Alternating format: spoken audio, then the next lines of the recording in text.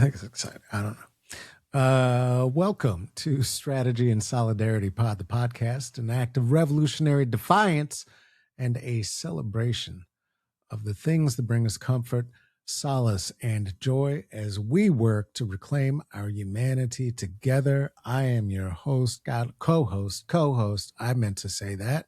I'm going to say it again because that sucked. I am your co-host, Carlos Kareem Wyndham. And I'm Theresa Logan. Hey, Carlos, co-host, how's your nervous system doing today? About like that run-in. Co-host Carlos, co-host. That'll be my theater verbal warm-up next time. Right? Yeah, the auditory warm-ups. I'm over here in the corner just red leather, yellow leather, trying to get ready. I think I'm ready. And then I come in and whiff the saying words at the introduction of this.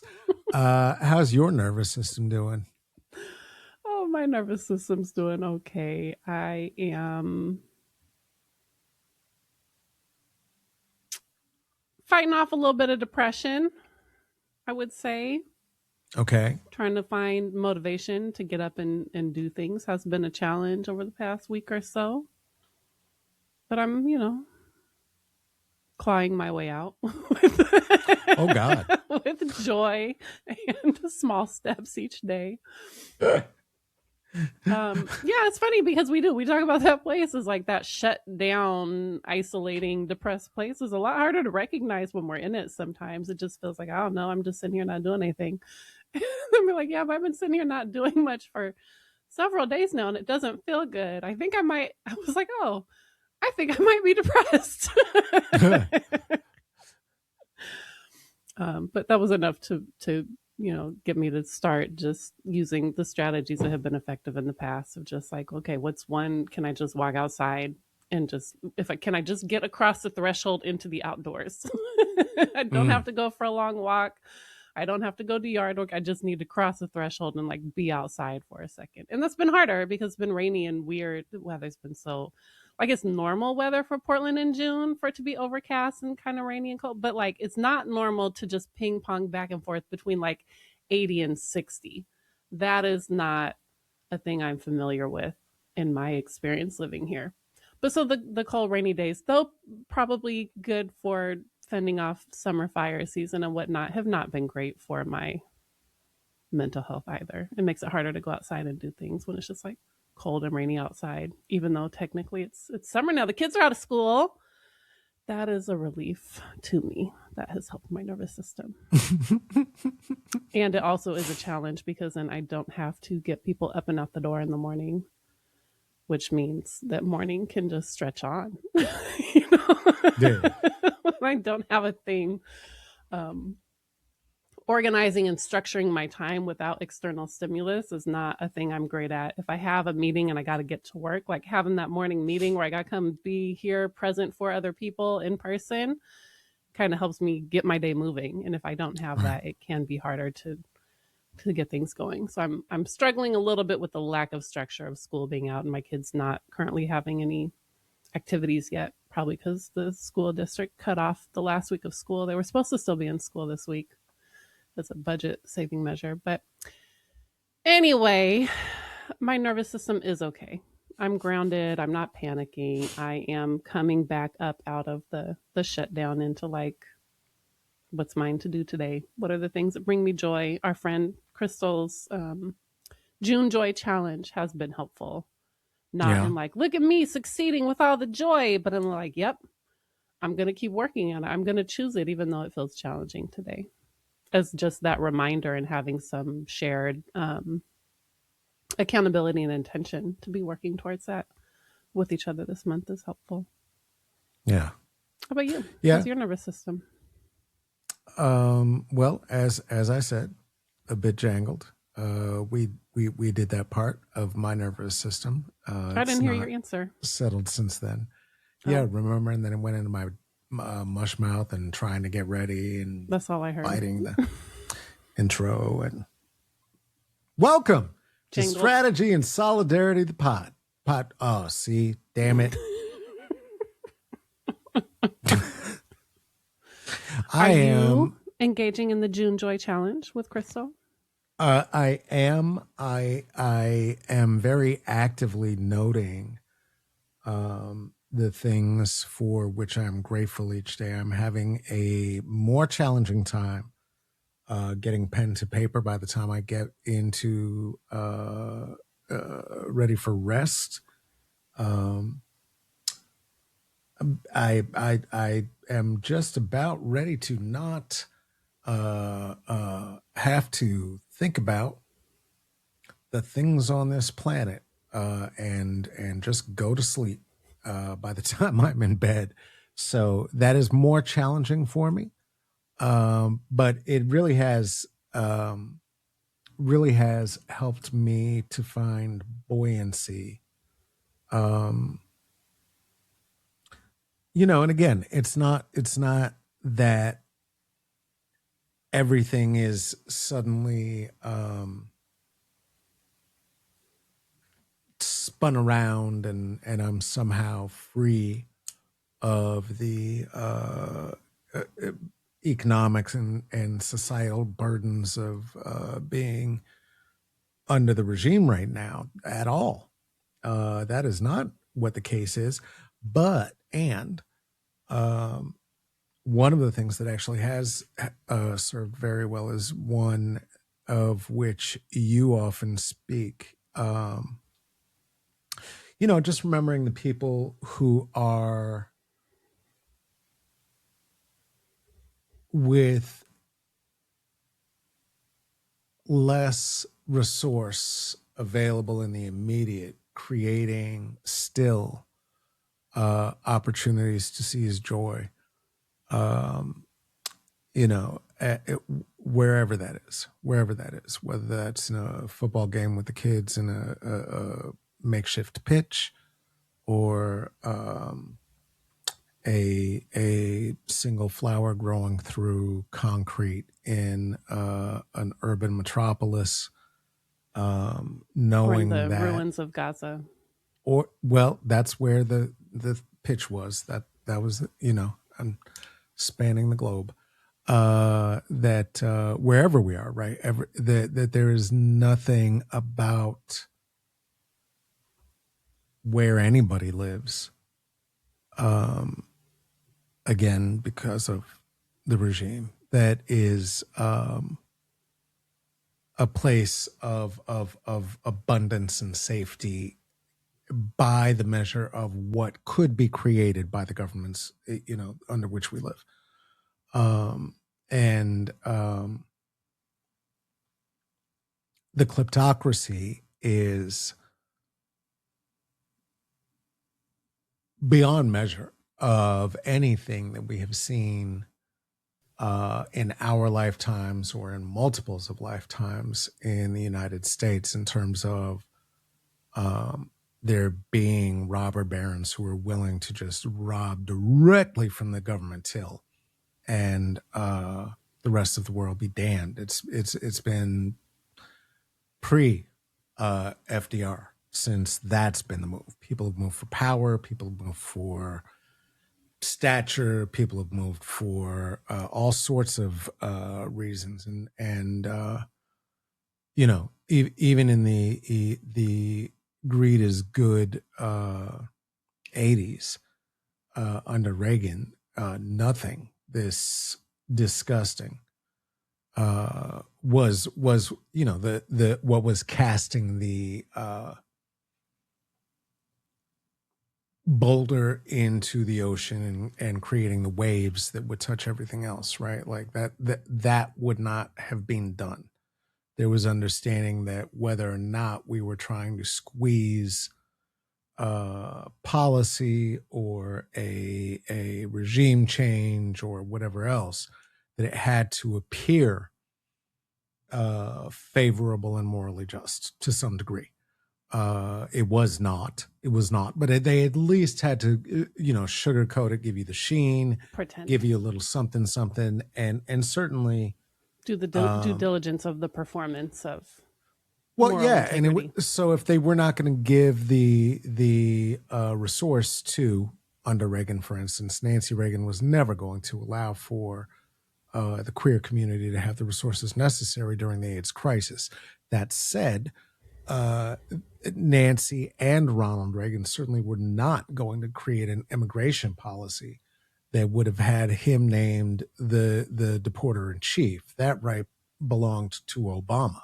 You know what I mean? So like everybody's got a different give and take, right? Like who amongst the most impacted can the president at the time dispense with such that it appears that they are providing favor to the more impacted who are seen as acceptable by the liberal class, right? And how can they then cast them as acceptable rather than accepting that all humans are acceptable for simply being born human?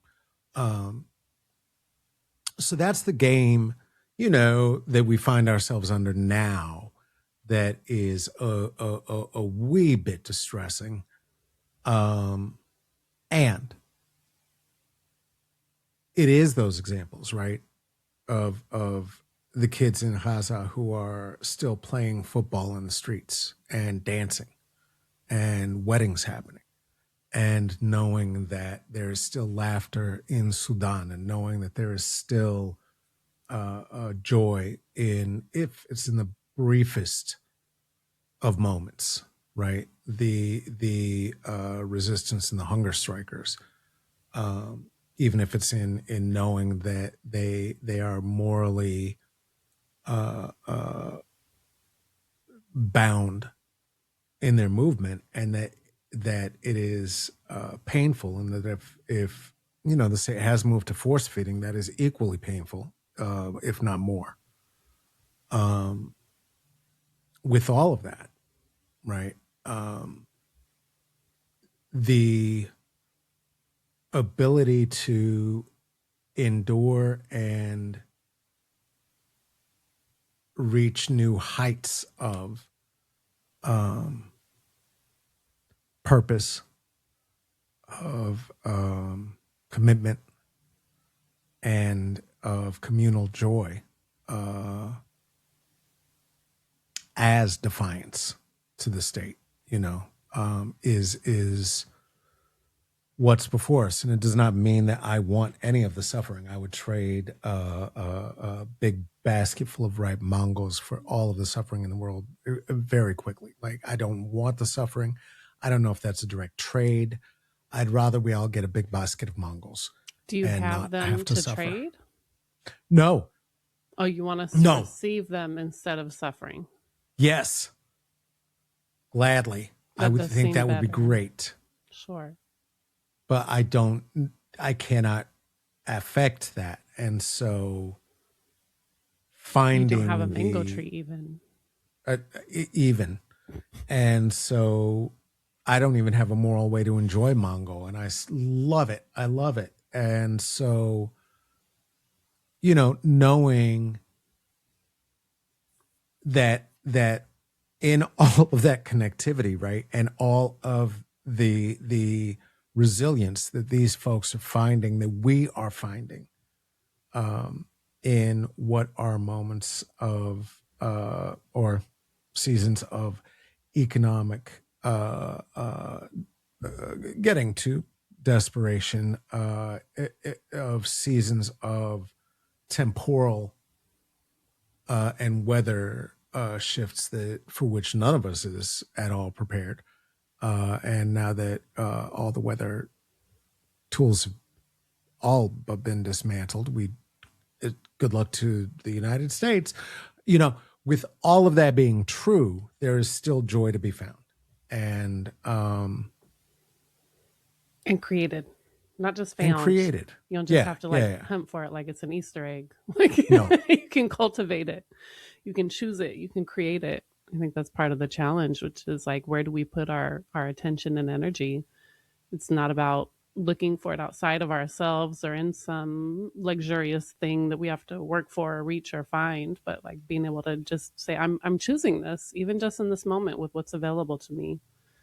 I'm choosing to find joy as an act of resistance, as an act of survival, as an act of future dreaming and possibility. Yeah. I mean, there's a dopamine hit to be found, right? If we were still in a highly consumer and shopping culture at large, ad nauseum in the United States, right? We are all aware, um, those of us who have had that fortune of the hit of dopamine that you get for your package being on the porch or opening your thing that you were trying to get or whatever it was. And you know how quickly that dissipates, right? That is not the same as building foundational joy, which, as you allude to, really does have to be done not only um, beyond the borders of our door, right, and the archway of our home, but it has to be done in community. Like it's not. Even though I would love to be the little prince, very likely that is how you actually create and sustain joy. You create temporary relief from overwhelm that you then can't show anyone your cool picture of an elephant in a coat, boa constrictor, because there's no one there, just you. Well, that's also like, I think, a place where a lot of social movements struggle in sustaining themselves when there's no joy, right? How important it is to have places where you're dancing and creating, and instead of like, take this seriously, you need to be serious and stern and suffering and martyr yourself. And it needs to be, like that energy is like, that again, it's that energy of domination and control. And it's like dominating and controlling your spirit in addition to trying to dominate and control your opponents or the system or the structure or whoever. And you can't most of the time. So people turn to trying to dominate and control the people around them, and like killing joy will kill your movement, because we have to find like love and joy and connection and dreaming and possibility, or all these things that are the things that actually can fuel us towards another future and believing that it's even possible, instead of just surrendering to the overwhelm of current circumstances. Absolutely, and it does not have to come from a reservoir of never ending cash. Like it just really does not, right? Like I'm thinking about the whole idea of making the resistance irresistible, and that idea coming from Vermont's spread and puppet theater, and being spread, it being their what would you say, moniker, that's not the word I'm looking for. um Motto? Thank you. It's an M word. That's a good word. Yeah, and has Did been you their say motto a puppet for theater? bread and puppet theater in Vermont. It has been for decades and decades and decades.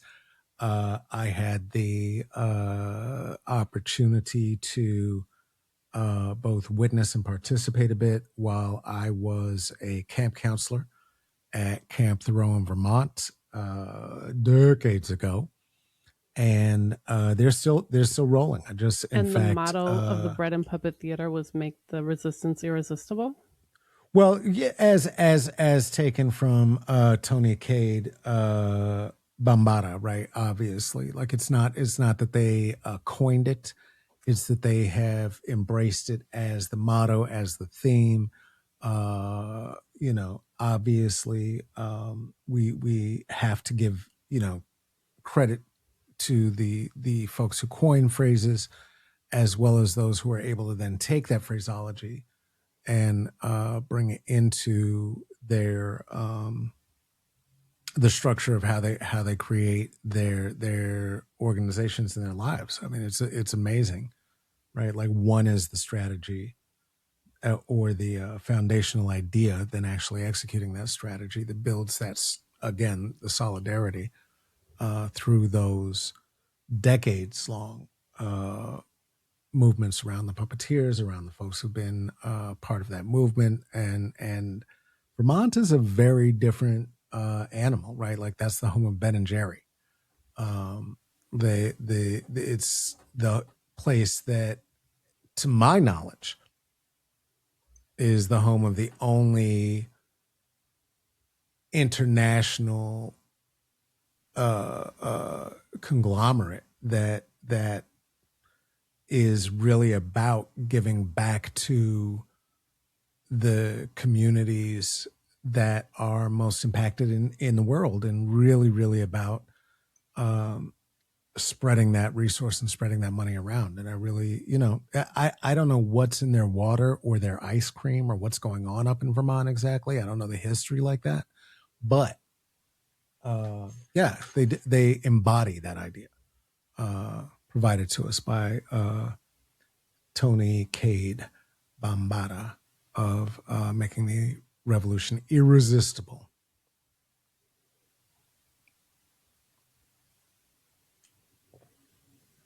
Okay, that got quiet. Okay.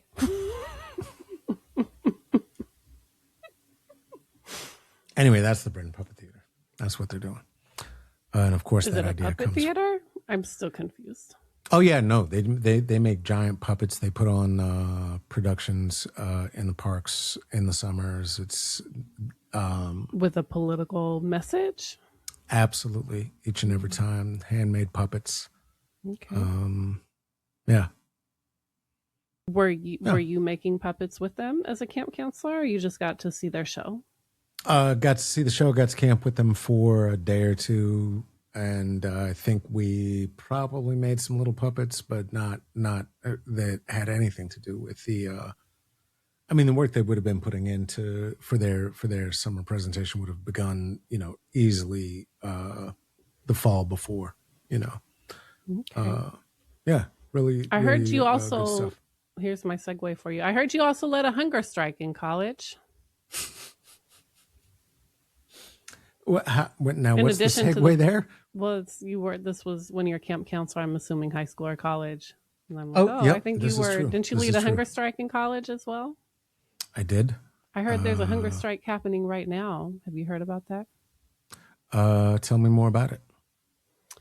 Delany Hall in New Jersey is a 1,000-bed immigration detention center run by a private corporation, the Geo Group, where, surprise, surprise, detainees, as per usual, report just abysmal conditions of like rotting food and maggots in the food, and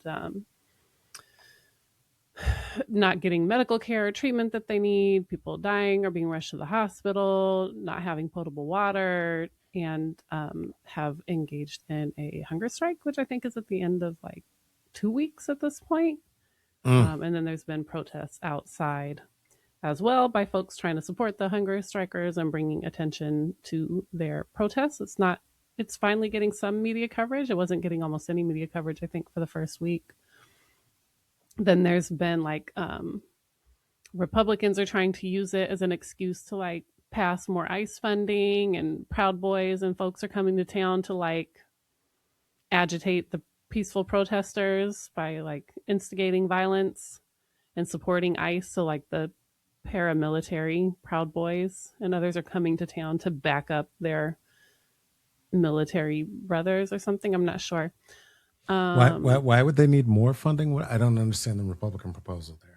I think they did eventually pass the ICE funding bill like last week on Friday in the middle of the night, but they were using this as an excuse of like, they're running out of money. They're working so hard while being attacked and assaulted by these violent radical protesters. That's all they do is DARVO, reverse victim offender, right? Deny, attack, reverse victim offender. They're saying the ICE agents are in their full flak suit military gear with weapons, are the ones being assaulted and attacked by the nonviolent protesters wearing onesies. And I saw like white ladies wearing a lot of pink, holding up signs, looking very not threatening.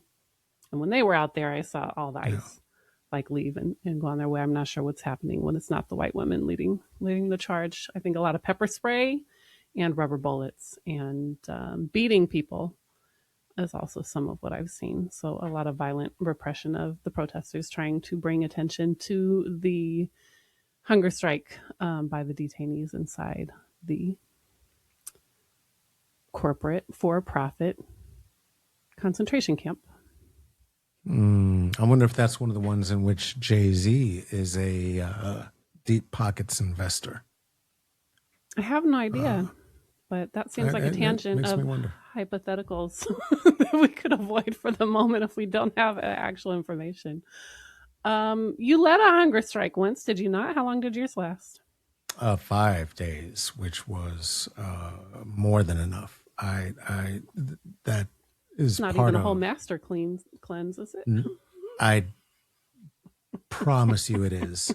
After the third day, and you are just floating with moments of energy, right? And we didn't plan it very well because, as one of the key strategists, I also went on the full hunger strike, which meant we didn't really have a negotiation team who was not also very malnourished. Two of my friends ended up in the hospital. And yeah, no, it has a lasting impact on you. It's hard to forget that kind of a thing.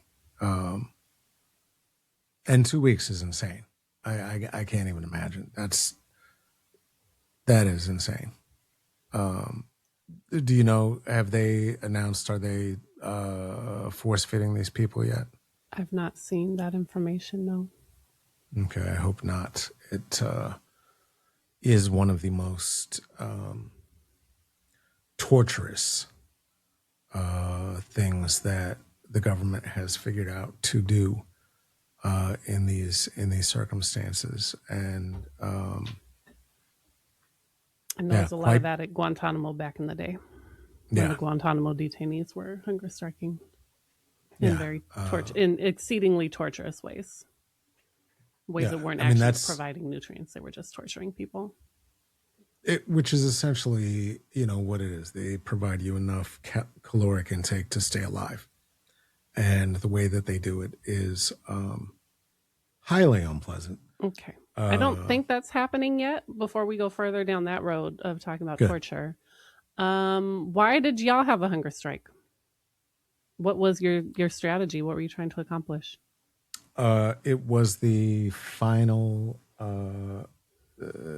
move that we were making in a very urgent timeline as undergraduate students at the University of Colorado to establish the departmentalization as well as the master's and PhD that are now available and still are available in ethnic studies. And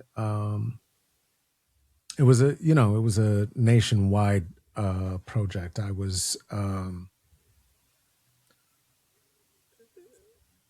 honestly on the phone with folks in Virginia, New Hampshire, a bunch of other places that were doing the work at the same time, using the same kinds of strategies and bringing them back to. Were there multiple hunger strikes, or were y'all the only hunger strike?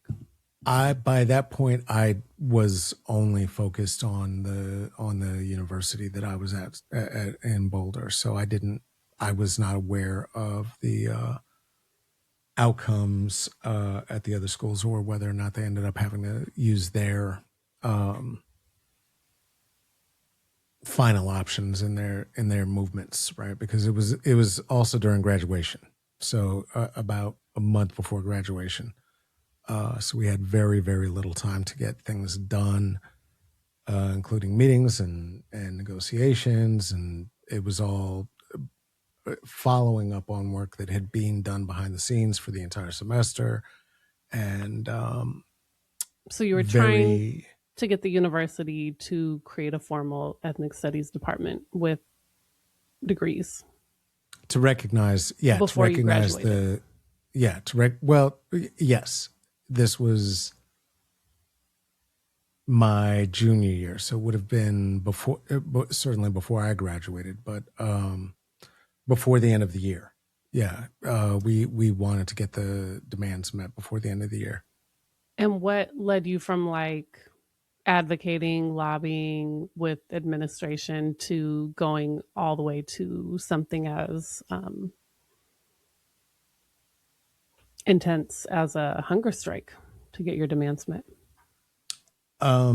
Just being told directly we're not gonna by the Board of Regents and by primarily by the Board of Regents, which is who we were trying to be in negotiation with first, so that we were following the proper channels. Ultimately, once we had made national news, and of course there was a shanty town in the middle of the student quad, it was impossible for the school president to ignore what was happening. And so she was the one who ultimately negotiated and agreed to meet all 5 of the demands that we had set out. So at first they just dismissed you and wrote you off when you tried to go the like collaborative negotiation advocacy route. And so you're like, yeah. So we no, you're definitely going to do what we want you to do. So you ratcheted up and escalated to a hunger strike. What were there other options that you all floated around? How did you arrive? Hunger strike doesn't seem like the first thing college kids would arrive at. How did the idea of a hunger strike come already. up? There had been marches. There had been some building takeovers. We had, there'd been the shantytown in the quad was erected. We had student activists in a group that I was a part of, the International National Volunteer Service Training Program, who had majors across multiple different disciplines at the university. And so once we decided to start doing our prop edge and putting out flyers and writing op-eds, I'd already had a column in the school paper, so I was able to write from that stance. And now there were like 13 of us in this coalition, and then once we found 3 other student groups with whom we could work formally, it expanded even further, and it was the walk through, not walk, the march through the streets that got us into the local press before the national press, and that was before the hunger strike. So all of this happened in the period of like the actions, not all of this, because again, it's work that was built on from months and months prior, but the actual direct actions did not begin until about 2 months before the end of the year. So we had to know what we were willing to put on the line if we were actually going to call the hand of the administration, call the hand of Regents.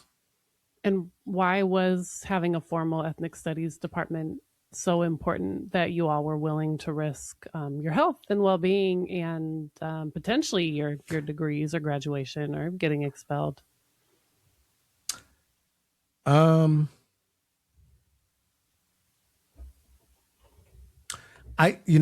For each person involved, I can't speak to each person's motivation. I can say that in all honesty, I am the kind of petty that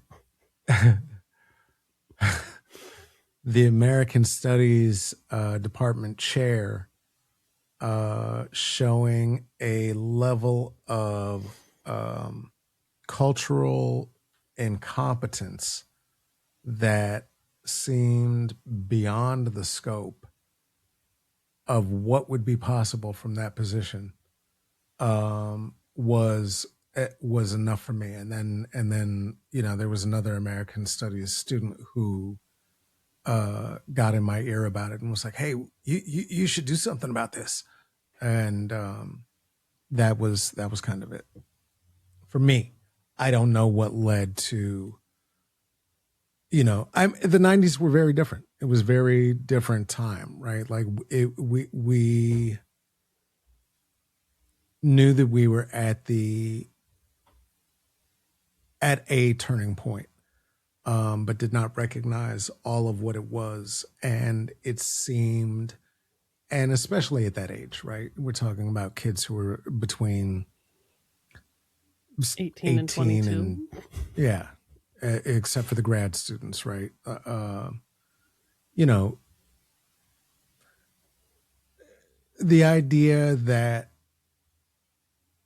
one, these adults are going to make such ridiculous choices as to in the national news, watch their student body starve to death, just was like, that's not going to happen. So we don't know what all we're going to get, but we're going to move them off the position of no. And then two, you don't feel destructible when you're that young. You feel very like, oh, sure. Okay, great. Hunger strike. Great. Oh, not eating. Okay. Not eating. Gonna be hungry. Of course we trained for it, right? Like we did the research. We read up on it. We got everybody prepared. We did spiritual work around it. There was connectivity. That was part of the reason of the shantytown. But you're saying shantytown. Are you talking about like an Occupy movement? Like we're occupying the quad with tents or something? Oh yeah. Yeah. Absolutely. As a part of the protests. It wasn't like well, a houseless the white kids were. The white it kids wasn't were, like yeah, a they made a houseless little encampment that we've been seeing on the streets in the recent. No, not like a contemporary shanty. No. This is a very, it was a protest very encampment.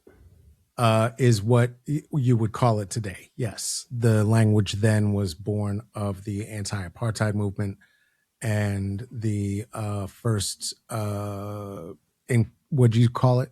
Protest encampments that were I am aware of in my lifetime anyway, put on the quads of different campuses across the United States, whatever.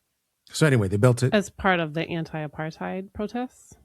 They did then. Those are long gone.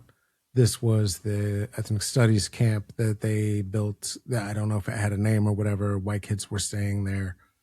We would meet there under what was called the Philosopher's Tree, which was just where I would have people meet because it was a big point that you could find on campus. Did you name it the Philosopher's Tree, or had it been named that by Stop previous it! generations? Of course I did. You know I did. Cut that out. Maybe that's just the thing people called it.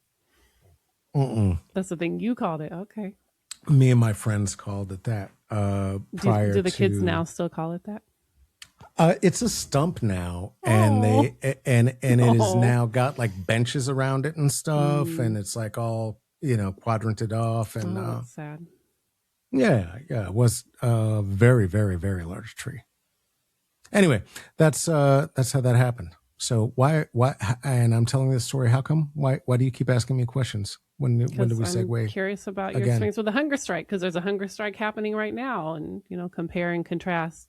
And I was, having some engagement with the participant in our conflict resolution for anti-fascist workshop in our online learning lab this morning, as we're working through our exercises about different conflict approaches and trying to understand that competitive approach, that there are times where an aggressive tactic is maybe required or is the only thing that's actually going to be effective in getting what you're trying to get and accomplishing your goal. There's lots of times when collaboration is the ideal, especially if you're in more or less an equal power relationship with people you're trying to build sustainable relationships with over time. But it doesn't work when people are just like, get out of here, kid. You about to graduate. Yeah. When they're not even taking you seriously, when you've already tried those approaches of, advocacy and lobbying and negotiation or compromise or collaboration. You've tried all these other things and they don't work. And if it matters enough, is important enough, then you can go to those more aggressive competitive strategies. And a hunger strike is an interesting one because to me, that is like an aggressive escalatory tactic, but it's one that is nonviolent. It's one where the folks engaging in it are taking on the brunt of the physical risk and harm. And it seems like it is one that can be in the right circumstances, very impactful. Like you went from absolutely not, we don't have the budget for this, to getting everything that you wanted when you were just a group of students who weren't even going to be there by the time this, by the time this department was actually functional, I would imagine. I imagine you had all graduated by the time there was a full ethnic studies department. No. We were the first graduates. It was the following year that it was Mm. put in. Again, I was in my junior year. Oh, So okay. for many of us, we were Did you the first graduate with an ethnic graduates. studies degree? I did. I did. Okay. I did. I All did. right. But it also cost a lot, right? Because people were on scholarship. People were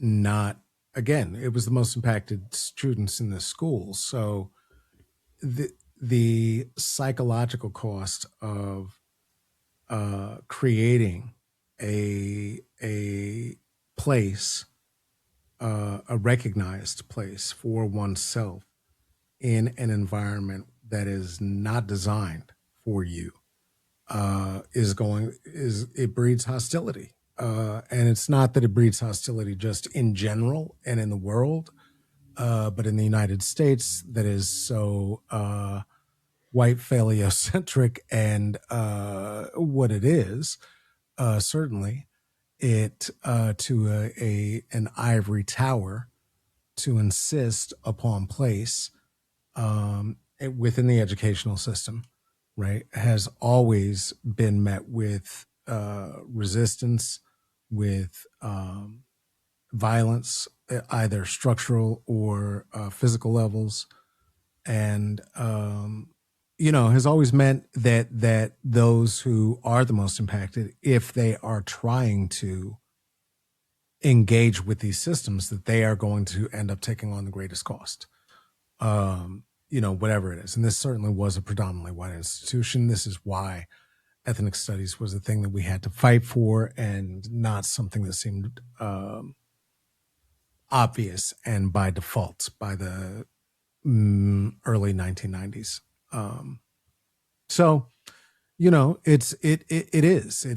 It's a philosophical boundary around demanding the recognition of one's humanity by one's own terms, and in a way that is not going to feed the mythos that those who are participating don't know what they're doing and aren't willing to sacrifice to see that it gets done. And it doesn't require, taking up arms or putting yourself in the crosshairs of the armed forces of any level, unless they put you in the crosshairs, which then only, again, for a strategy, once you have tapped into the zeitgeist, whether that be your local zeitgeist or the national zeitgeist, at that point, if you're in the nationalized conversation, like if you're taking the moral high ground, like, you're going to win. You will take losses. It's going to hurt. And it might be a long term win. You might not live to see it, right? And all of that has to be taken under consideration. But like the hunger strike that's going on right now, right? Like Miss Rachel is there now. So it is a different level of awareness happening, because those folks who not only grew up watching Miss Rachel, but the parents of those who are now the young adults and what have you, all are aware that she's there because she's making announcements about it. And, that's like having Mr. Rogers show up at your hunger strike. Like, that's serious business for white people. So it's a big deal. It's a big deal. It does matter. And it does matter to sway those with power, right? To be clear on what you're willing to sacrifice for that. And it will cost, right? But to do that, you have to, back to the beginning of what we said, make it irresistible. Like it's got to be fun. It's got to be, um, Was your hunger strike joyful? oh yeah, we had a blast. We had a blast. We had a blast. Are We you had a being blast. serious or I'm sarcastic? serious. No, What I'm did you dead do? serious. What made it joyful? What made it fun? Um, I mean, there's, you're building, first of all, like there's no escaping from the fact that you're in community, right? I would imagine that it's a lot like what happened for the, what were those protesters called? I don't know what they're called. The, Occupy? thank you. The Occupy, movement and, the encampment then. You're talking about Occupy Wall Street? Yes, I am. Yep. There's a whole community and ecosystem that ends up being structured and built, right? And so it's not just the folks in a hunger strike who have to be able to get down. You have to have a team of support. And so that means they also believe in what you're doing and the purpose of what you're doing. And if they don't believe in the purpose of what you're doing, they believe in you, right? And then you take that, and then that expands to a third degree where their friends, their family are like, you're doing what now? You're taking the streets for who? You're going up to the hunger strikers. Why are you doing that? Right? That conversation gets going. And that's how the again, it's not, there's no exact number and there's no math that necessarily supports the idea, but building a critical mass that forces change and actually trying to be the agents of creating that change from a grassroots level, that is one of the ways that can happen, right? And much like I learned the technique of protest early on, right? Like I learned about the grape boycotts when I was a kid in the 70s. And it was very upsetting not to be able to have grapes, as a 5-year-old, 6-year-old, whatever. I still don't buy them very often. Right. Well, and understanding why and what was happening and the poisoning of the workers and all of the things, right? Today it's strawberries and how many people are made ill by all of the poisons that they put on them to keep the pesticides and all of the nonsense. Learning the strategies that were fostered and made possible by the likes of Dolores Huerta and trying to bring those over to a particular ecosystem means knowing within that ecosystem what is a desirable thing to be a part of and what is not. How do you make that look? What is the language? If you're going to take a radical position, how far can you push that radical front before you become a threat and something to fear? All of those things have to come into consideration, right? And it's exhausting because we also did it by consensus, which I do not suggest. I asked you about joy, though. Now you're talking about the risks, joy in it. What was the joy? What y'all do that was fun? Winning was fun. Were you partying? Gaining the support. I'm sure that were you smoking weed and listening to revolutionary only for the music or like no, you could only smoke really for like the first 3 or 4 days. After that, like your kidneys were working way too hard.